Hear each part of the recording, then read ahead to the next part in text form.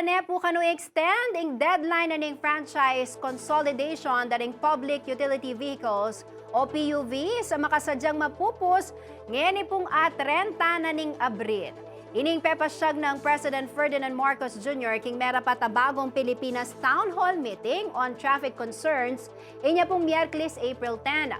Bistaman ala ng extension, sinigurado na naman pong Marcos Jr. aalila mibayatan deng driver at operator king pamamayad at pamanutang inya gagawan de po kanong masalese at well-organized ding sistema.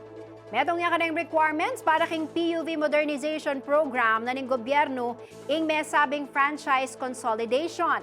At tatanda ng December 31, 2023 ing mumunang petsa na ning consolidation deadline.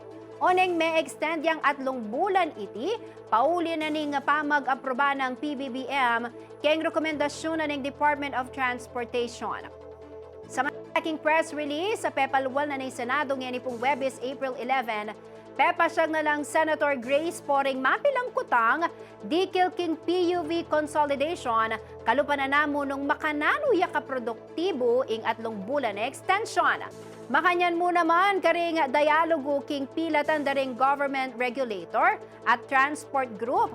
At nung atin lang gagawan bang ayamuyot dalaring driver at operator ang makisan metong keng mesabing programa. Dagdag na pa, nasarang ilwal nening LTFRB ing listahan daring ruta, aatin at alang consolidated jeepneys. Aliro karumalyaring pabrand ng commuter ang managalang asakyan, lakwas ngening kaleldo at matindi ing paliking dalan.